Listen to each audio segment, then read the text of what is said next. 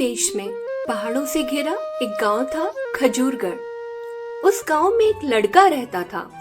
वो पूरे दिन खाता रहता और बस आराम करता, कोई काम नहीं करता। जहाँ भी खाने की खुशबू आती वो तो उधर ही खिंचा चला जाता। लड्डू, खीर, पूरी, हलवा और कोल्ड ड्रिंक्स उसको बहुत पसंद थे। वो खा खा कर मोटा हो गया था। लोगों ने उसका नाम प्यार से रख दिया था पेटू लाल। उठ जा पेटू, दिन चढ़ाया है, तुझे स्कूल नहीं जाना? माँ, आज तो संक्रांति की छुट्टी है। तो उठ के नहा धो ले, तुझे पतंग नहीं उड़ानी है? इतनी जल्दी कौन उठता है? मैं तो छत पे जाके फिर से लेट जाता हूँ।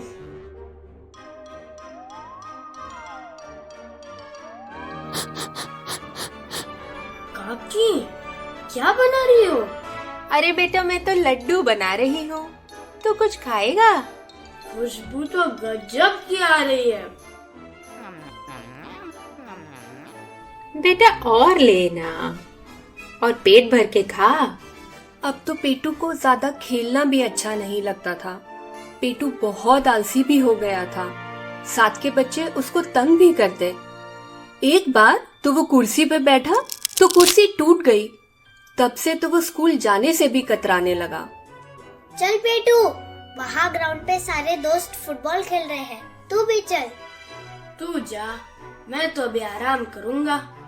खाने के बाद 1-2 घंटे की नींद हो जाए तो क्या बात है।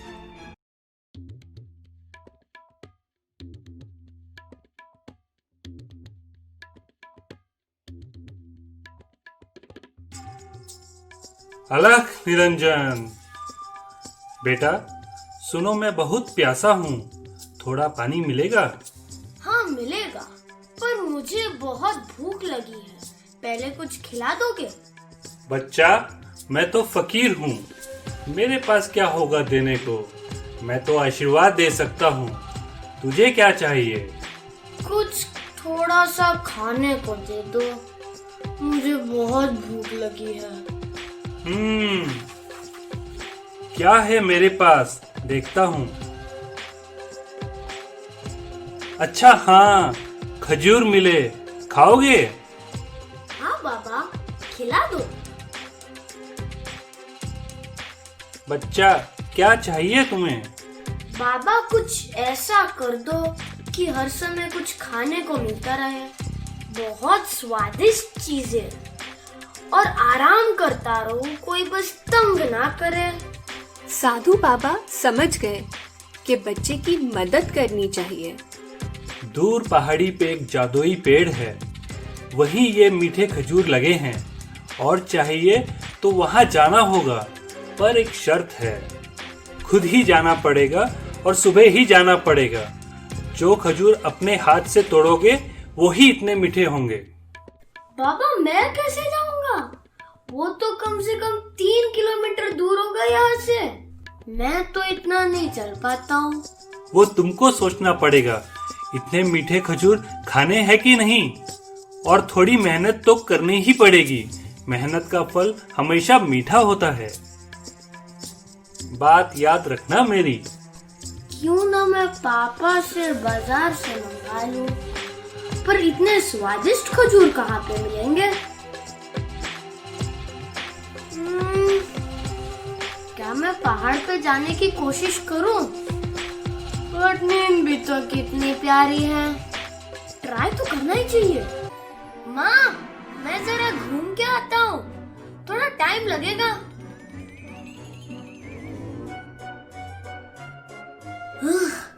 शायद आने ही वाला होगा पेड़। साधु बाबा ने जो रास्ता बताया था वो उस पे चलता रहा। लगभग 1 घंटे बाद उसको वो पहाड़ी पे खड़ा एक खजूर का पेड़ दिखा।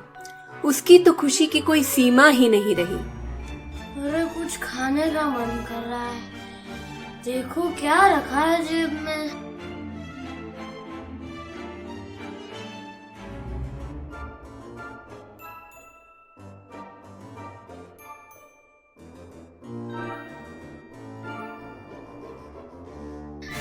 पेटू की सारी खुशी छू हो गई। पेड़ तो बहुत ऊंचा था। अब वो पेड़ से खजूर कैसे तोड़ेगा, ये सोच के वो परेशान हो गया। उसने बहुत कोशिश की पर वो एक भी खजूर नहीं तोड़ पाया। वो उदास होकर लौट गया। कुछ तो तरकीब लगानी पड़ेगी। दिन बीतते गए और अब पेटू को थकान भी कम लगती और उसको बहुत मजा आता।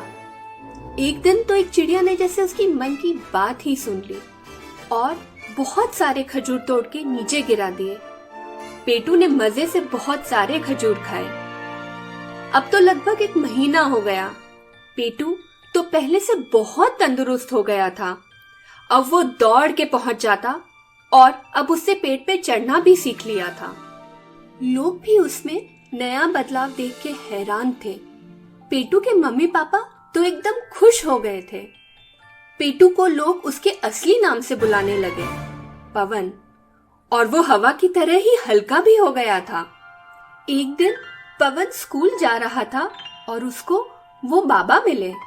पवन ने तो तुरंत बाबा को पहचान लिया और बाबा को प्रणाम किया। उसमें इतना बदलाव आने के बाद भी बाबा ने भी उसको पहचान लिया। अरे बच्चे, तुम तो एकदम तंदुरुस्त लग रहे हो। हाँ बाबा, ये सब आपकी कृपा है। वो तो सच में जादुई पेड़ निकला। वहाँ जाने में जितनी मेहनत की, खजूर का स्वाद उतना बढ़ता गया और अब देखिए मैं कितना हेल्दी हो गया हूँ। हाँ बेटा, मैं वही समझा रहा था। जादू तो अपने हाथों में होता है, मेहनत में होता है और उसका स्वाद ही सबसे अच्छा होता है। सच्ची बात बता गए थे वो साधु बाबा। एक गांव में एक किसान रहता था, मनोहर। मनोहर बहुत मेहनती इंसान था और मन लगा के खेती करता। वो अपने खेत के लिए बहुत दूर से पानी लाया करता था। उसके पास 2 विशाल घड़े थे जिनको वो डंडे पे बांध कंधे पे रख के नदी से पानी भर के लाया करता था। कितनी धूप निकल रही है और गर्मी भी है। आज खेत की बुआई करता, सफाई भी। ये पानी पहुंचाने का काम हो जाए तो बाकी करता हूँ, बहुत काम है। लेकिन जब मनोहर खेत पे पहुंचा और उसने घड़ों में देखा, अरे ये कैसे हुआ? एक घड़े में पूरा पानी है और एक घड़ा तो सिर्फ आधा ही भरा है। ओह, मतलब एक घड़ा फूटा हुआ है। लौटकर आते आते पानी आधा हो गया। चलो कोई बात नहीं, पर अब नदी का एक चक्कर और लगाना पड़ेगा, बाकी कुछ नहीं। मनोहर रोज नदी के 2 चक्कर लगाने लगा। मनोहर को दुगनी मेहनत करता देख उसके साबुत घड़े को बहुत अफसोस हुआ। वो बोला, अरे फूटे, देख तेरी वजह से मालिक को कितना कष्ट उठाना पड़ रहा है। तू आधा पानी नीचे गिरा देता है और मालिक को दोबारा पानी लाना पड़ता है। ऐसा सुन के फूटा घड़ा बहुत उदास हो गया और रोने लगा। मुझे माफ कर दो। मैं भी रोज देखता हूँ और मालिक की हालत देखकर मुझे भी बहुत बुरा लगता है। पर मैं कर भी क्या सकता हूँ? मैं तो एक फूटा हुआ घड़ा हूँ। अगले दिन जब मनोहर पानी भरने के लिए जाने लगा तो उसने घड़े के रोने की आवाज सुनी। उसने उससे कारण पूछा। मालिक, तुम रोज इतनी मेहनत से पूरा पूरा पानी भर के लाते हो, लेकिन मेरे फूटे होने की वजह से मेरा आधा पानी तो बह ही जाता है। मैं चाहकर भी पानी को रोक नहीं पाता।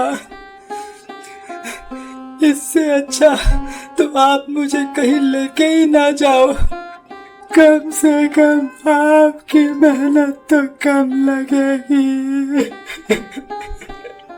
अरे मेरे प्यारे घड़े, तुमको इस बात का बुरा लग रहा है कि तुम्हारा आधा पानी बह जाता है, लेकिन मेरी नजर में तो तुम बहुत काम के घड़े हो। अच्छा, एक काम करो, आज जाते वक्त तुम ध्यान से देखना कि हमारे आसपास क्या क्या उगा हुआ है। फिर काम हो जाने के बाद हम बात करेंगे। मुझे विश्वास है कि तुमको अपनी काबिलियत पे गर्व होगा। तो मनोहर अपने दोनों घड़ों को लाद कर पानी भरने के लिए निकल गए। और फूटे घड़े ने देखा कि उसके आसपास तरह तरह के फूल लगे हुए हैं और बहुत हरियाली है। वापस लौट के उसने मालिक से पूछा, मालिक, आपके कहे अनुसार मैंने देखा कि हमारे रास्ते में कई तरह के फूल लगे हुए हैं और हरियाली भी है। ये सब पहले तो नहीं हुआ करती थी, ये कहाँ से आई? पर इनसे मेरा क्या वास्ता है? मैं तो अभी भी एक फूटा हुआ घड़ा हूँ जो अपने मालिक का आधा ही काम कर पाता है। वास्ता है, बहुत गहरा वास्ता है। मुझे जब समझ आया कि मेरे एक घड़े से पानी गिर रहा है, वो फूटा है और रास्ते भर पानी फैलाता हुआ जाता है, तो मैंने सोचा क्यों ना जहाँ जहाँ पानी गिर रहा है वहाँ कुछ पेड़ पौधे लगा दिए जाए। ये पानी व्यर्थ नहीं जाएगा, ये मेरी और तुम्हारी तरफ से एक श्रमदान होगा। और अब देखो, वहाँ कई फूल लगे हुए हैं जो पूरे रास्ते को महका रहे हैं। इतने सुंदर फूलों को देखकर मेरा वजन भी हल्का लगने लगा है। इन पे अनेक तितलियां आके फूलों का रस लेती है। ये सब तुम्हारी वजह से ही तो है मेरे नन्हे दोस्त। क्या सच? हाँ, याद रखो, अगर हम अपनी कमी को पहचान कर उसे कुछ अच्छे उपयोग में ला सके तो वो कमी नहीं रहती। जैसे तुम्हारे गिरे हुए पानी ने पूरे रास्ते को सुंदर बगीचे में बदल दिया। एक बार की बात है, एक घमंडी खरगोश था, किट्टू खरगोश। वो सबको परेशान करता रहता था।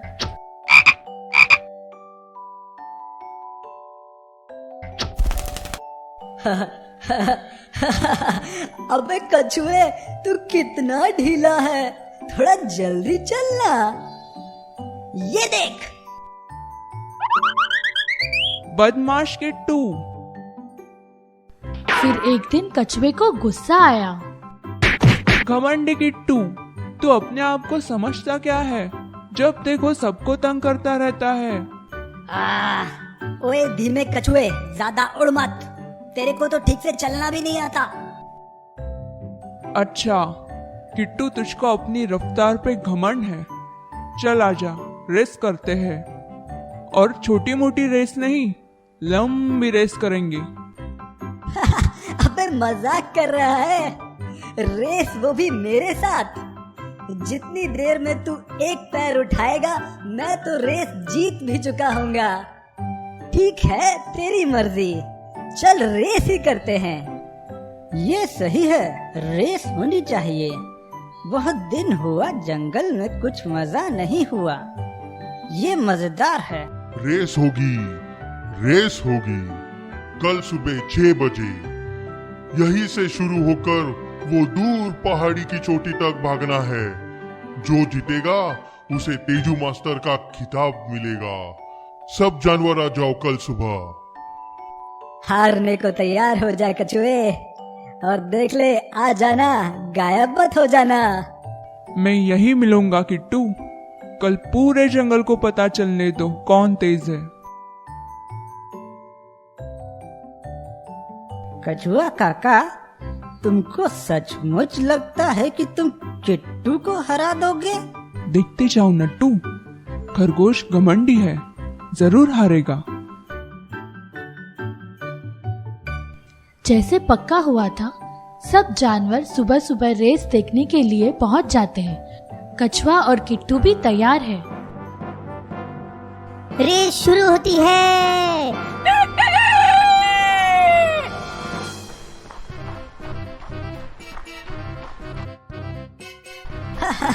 ये मेरा मुकाबला करने चला था, ये इसको तो पहुंचते पहुंचते शाम होने वाली है। अरे वाह, इस खेत में तो गाजर लगी हुई है, लाल लाल गाजर। मुझे तो भूख लगने लगी। चलो पेट पूजा हो जाए। वैसे भी कछुआ तो कहीं दिखाई नहीं दे रहा है। मजा आ गया, लाजवाब गाजर थी। अब थोड़ा पानी मिल जाए। कछुआ तो अभी भी नजर नहीं आ रहा है।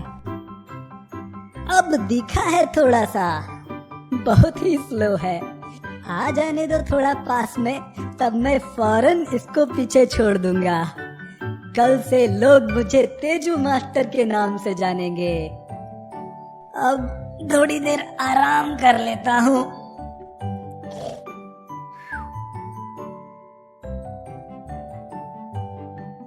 और किट्टू सोता रहा, लेकिन कछुआ अपनी धीमी धीमी चाल से चलता रहा। शाम हो गई। कछुआ रेस जीतने वाला था। सब जानवर खुशी से चिल्लाने लगे, जीतेगा भाई जीतेगा, कछुआ काका जीतेगा, कछुआ काका जिंदाबाद। शोर सुन के किट्टू उठता है और बहुत तेज भागता है, पर कछुआ तो रेस जीत चुका था। किट्टू को बुरी तरह से हराने के बाद तेजू मास्टर का पुरस्कार कछुआ काका को मिलता है।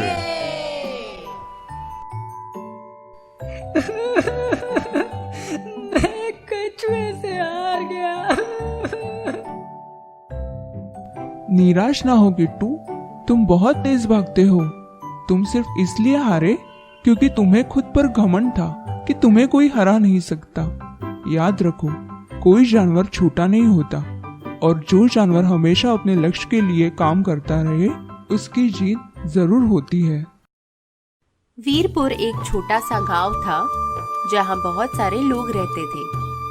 ये कहानी है ढोलक चंद की, या फिर ये कहिए ये कहानी है उसके गधे की, यानी गोलू की।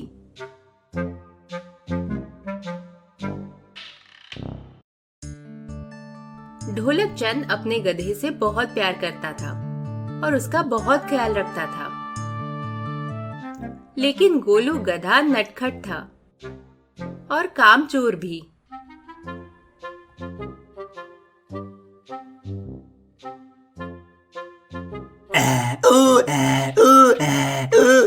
आज बस दिन भर सोऊंगा और घास खाऊंगा। चलो मालिक के आने से पहले कहीं छिप जाता हूँ, वरना फिर कोई ना कोई काम पकड़ा देगा। ए गोलू, वहाँ कहाँ छुप रहा है? रुक, इधर आ। आज तो हमको बहुत काम करना है। सुना है मंडी में नमक की बहुत मांग है। चलो आ जाओ जल्दी से, 2 बोरी नमक बेच आते हैं। इधर आ बेटा। ये पकड़ और चल मेरे साथ। उफ, इतना सारा नमक बहुत भारी है। मेरे तो पसीने निकलने लगे। एक तो ये गर्मी, ऊपर से नमक, पर मालिक के हाथ में डंडा है, जाना तो पड़ेगा।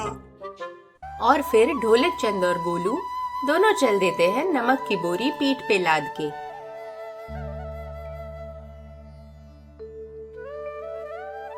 गोलू, सामने नदी है, हमको पुल से चल के जाना है। जरा संभल के चलना, अगर कुछ इधर उधर हो गया तो दोनों पानी में गिर जाएंगे।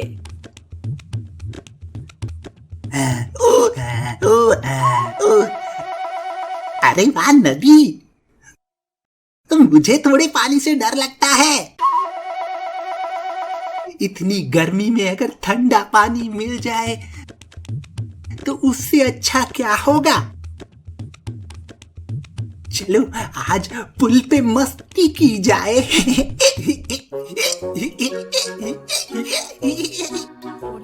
अरे गोलू, संभल के, हिलो मत, गिर जाएंगे दोनों। इतना कहते कहते गोलू के एक और झटके से पुल टेढ़ा हो गया और दोनों गिर गए पानी में। गिर गया।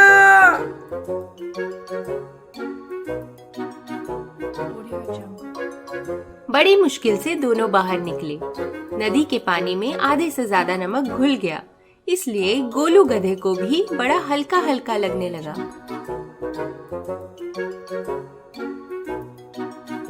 अब कैसे सीधे सीधे चल रहा है गोलू? पुल पे तो बड़ी मस्ती आ रही थी तुझे। आज सारा मुनाफा गया पानी में। अब जो भी बचा है वो आधे भाव में बिकेगा। बहुत नुकसान हो गया।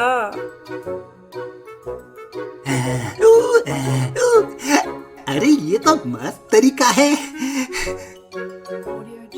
सामान भी हल्का हो जाता है और गर्मी भी दूर हो जाती है। अगले दिन भी यही हुआ दोबारा। ढोलक चंद गोलू की शैतानी समझ गया। वो उसको समझाने लगा। गोलू, तूने आज भी नुकसान कर दिया। कब बड़ा होगा तू? ऐसे तो मेरा धंधा ही बैठ जाएगा। खैर चलो, ये बचा हुआ गीला नमक आधे भाव में बेच आते हैं। फिर अगले दिन ढोलक चंद ने गोलू के ऊपर नमक की जगह रुई लाद दी। इस बार ढोलक चंद पुल के पहले ही रुक गया, पर गोलू ने हमेशा की तरह पुल पे हिलना डुलना शुरू कर दिया। पुल टेढ़ा हो गया और गोलू गया पानी में। छपाक!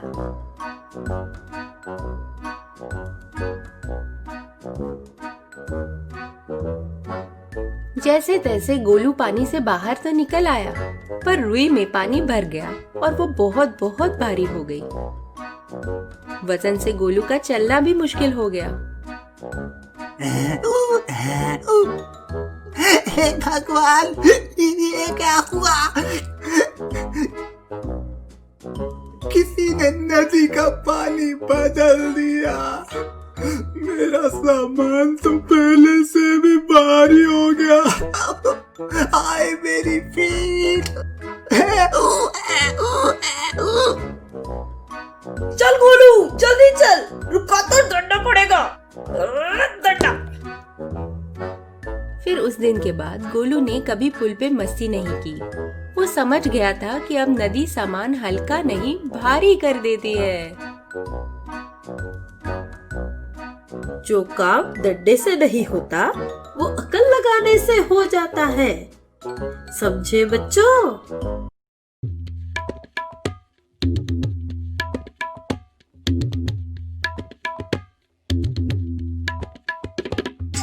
वीरपुर गांव में लाखन नाम का एक चरवाहा रहता था। लाखन के पास कुछ भेड़ें थी जिनका वो खूब ख्याल रखता था। लाखन अपने बेटे के साथ रहता था। उसका बेटा राजू नन्हा और नटखट था। उसको भी भेड़ें पसंद थी और सबसे ज्यादा पसंद थी एक नन्ही सी भेड़ की बच्ची, मैना।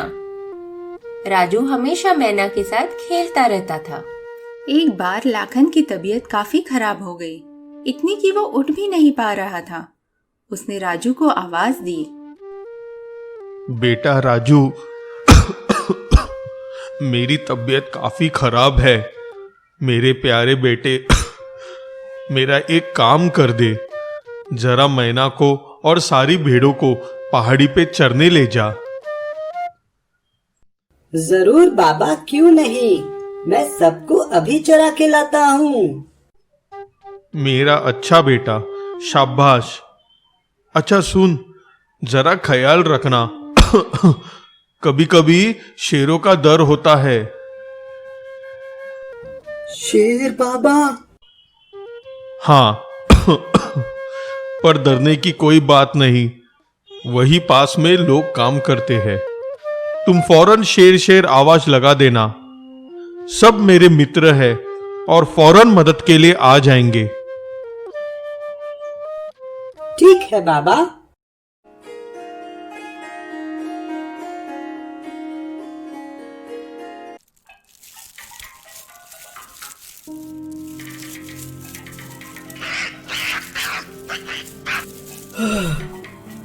शुक्र है बंदर थे, अगर शेर होता तो। बाबा ने बोला था चिल्लाने के लिए, पर क्या ये काम करेगा? क्या कोई मेरी मदद के लिए आएगा?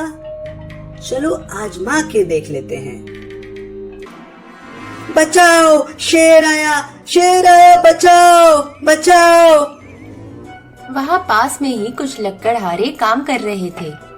वो आवाज सुनते ही घबरा गए और वो फौरन कुछ हथियार लेकर शेर से बचाने के लिए दौड़ पड़े।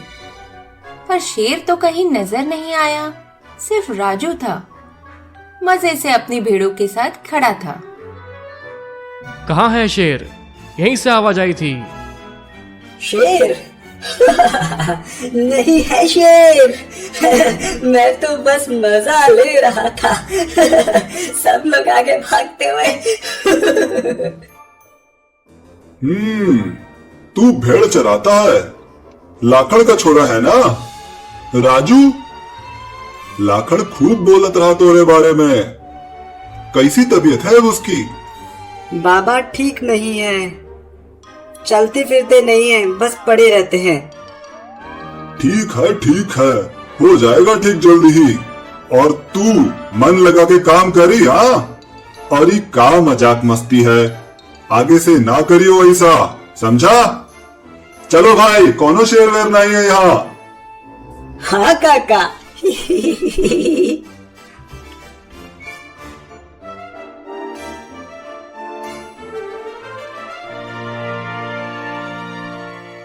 राजू आ गया, कैसा रहा? बहुत मजा रहा बाबा, क्या पागल बनाया सबको। किसको पागल बनाया? राजू, जंगल में खतरा है, कोई मस्ती मत करना। फिर अगले दिन भी राजू अपनी सभी भेड़ों को चराने निकल गया। रुकना ना, भाग मत, बहुत पक रहा है यार, कुछ मजेदार करना चाहिए। चलो आज भी सबको पागल बनाते हैं। फिर क्या था, राजू ने कल जैसे ही चिल्लाना शुरू कर दिया। बचाओ मुझे, शेर आया, बचाओ, वो मुझे खा जाएगा, बचाओ बचाओ। बच्चे की आवाज सुनकर सारे लकड़हारे फिर से बचाने भागे, लेकिन इस बार भी वहाँ कोई शेर नहीं था। बस राजू बैठा सबको देखकर हंस रहा था। नहीं है शेर, मैं तो सब आज भी भागे चले आए। बहुत मजा आया। ओए छोरे, तू सबको फालतू परेशान कर रहा है। रुक, तेरे बाप को शिकायत करता हूँ मैं आज। अरे नहीं काका नहीं, माफ कर दो, आगे से कभी नहीं करूँगा। बाबा को मत बोलना। चलो भाइयों, बहुत काम पड़े हैं हमको, इसका रोज का हो गया है। फिर लकड़हारे अपने काम पर चले गए, राजू भी अपने घर लौट गया। बच गए आज मैं ना, बाबा को पता चल जाता तो बहुत मार पड़ती। पापा की तबीयत तभी भी खराब थी, इसलिए राजू फिर अपनी भेड़ों को चराने ले गया। आता हूँ बाबा जल्दी ही। भेड़ें आराम से चारा चर रही थी। राजू भी थक के पेड़ के नीचे बैठ गया। तभी झाड़ी के पीछे से कुछ आवाज आई। राजू ने देखा कि झाड़ी में से एक बड़ा सा जानवर निकल के भेड़ों के सामने खड़ा हो गया।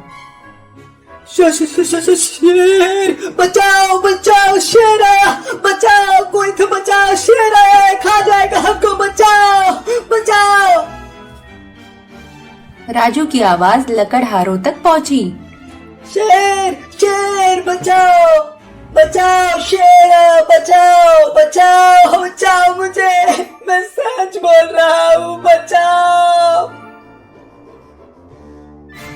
इसका रोज का हो गया, आज तो मैं नहीं जाऊंगा, बहुत काम है यहाँ। ना आज नहीं, और ओके बाप को जाके बोलत हूँ मैं शाम को। काम करो भाई, आज कोई नहीं जाएगा। ये लाकड़ का बिटवा तो निकम्मा है, छोड़ो उसे। वहाँ राजू को चिल्लाता देख शेर थोड़ा घबराया, पर भूखा शेर फौरन मैना को पकड़ के ले गया। मैना नहीं,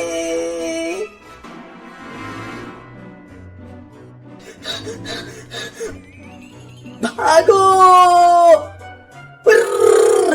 हुश हुश, भागो, बाबा बाबा, हुश हुश, मैना मैना।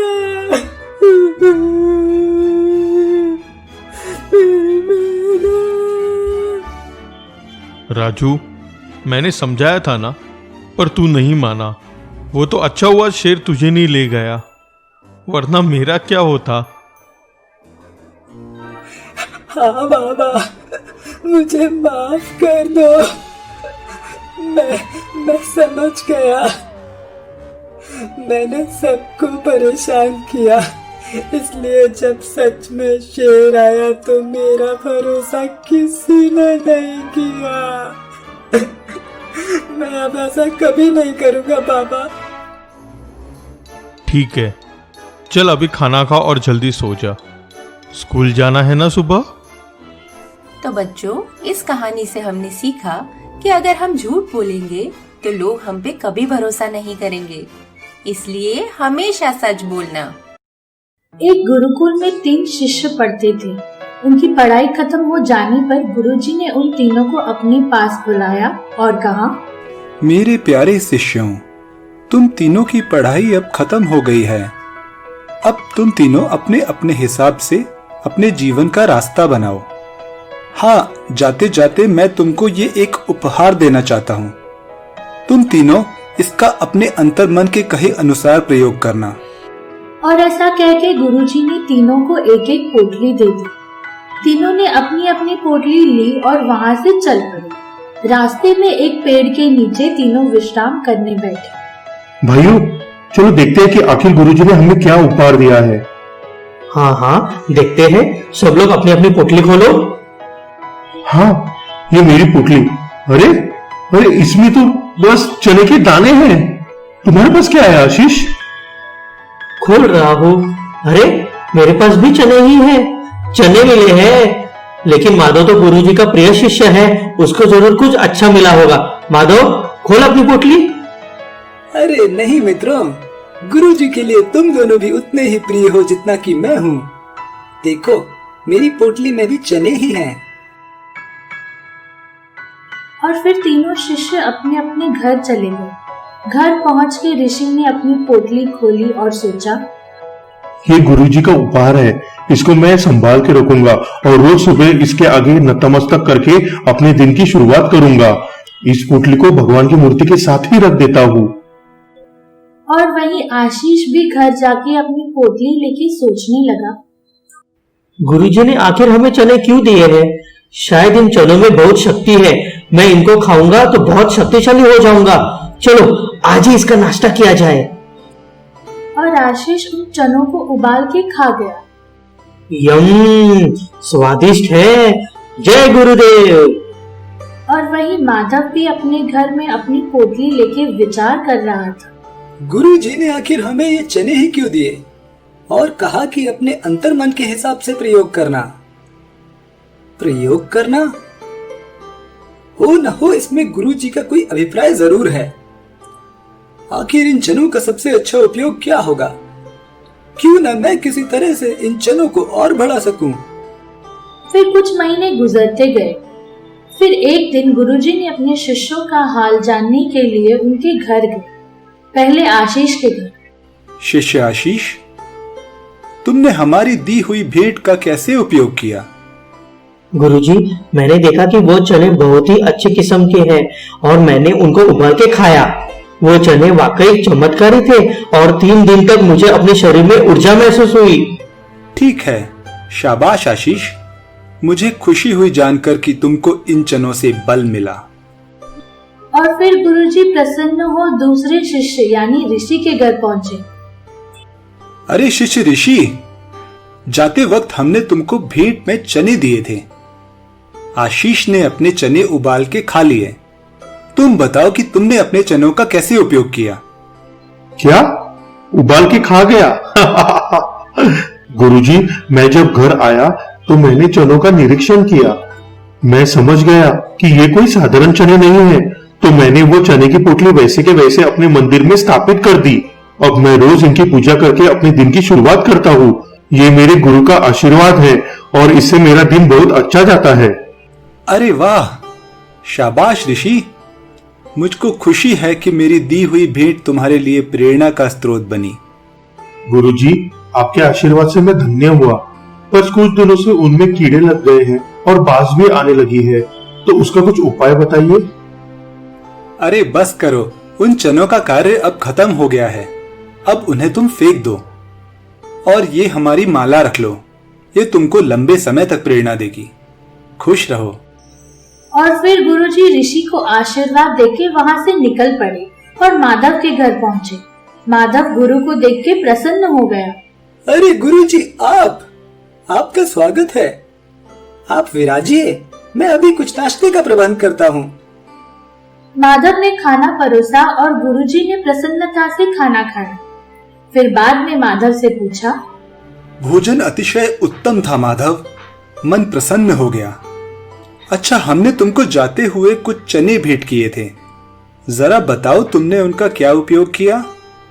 गुरुजी, मैं समझ गया था, आपके दिए हुए चने चमत्कारी थे, बहुत अच्छी किस्म के थे। मैंने उनको अपने घर के सामने लगा दिया और उनका ख्याल रखा। बहुत अच्छी फसल हुई है, बाजार में उनका मुंह मांगा भाव मिला। और उसके अलावा मेरे घर के लिए भी बहुत सारा चना रखा है और उनसे अगली बार भी खेती करूंगा। गुरुजी, इन चनों ने मेरे जीवन में बहुत बदलाव लाया है। और हाँ, आपने जो भोजन किया है वो चने का साग मैंने अपने खेत के चनों से ही बनाया था। अरे वाह माधव, अति उत्तम सोच। अब ये चने युग युग तक तुम्हारा साथ देंगे। हम बहुत प्रसन्न हुए। अच्छा, अब चलते हैं। और फिर गुरुजी प्रसन्नता से वहां से निकल गए। तो मित्रों, आपने देखा कैसे मैंने तीनों शिष्यों को एक ही ज्ञान दिया, पर तीनों शिष्यों ने अपनी अपनी चेतना से अलग अलग कार्य किया। तो इससे हमको ये सीख मिलती है कि गुरु अपने शिष्य को ज्ञान तो देते हैं, पर उस शिक्षा का उपयोग आपको अपनी बुद्धि के अनुसार ही करना होता है। अब आप सोचिए कि आपको अपने चनों से क्या करना चाहिए। फ्रेंड्स, अगर आपको हमारा वीडियो पसंद आया है तो इस वीडियो को लाइक कीजिए और हमारे चैनल को भी सब्सक्राइब कीजिए।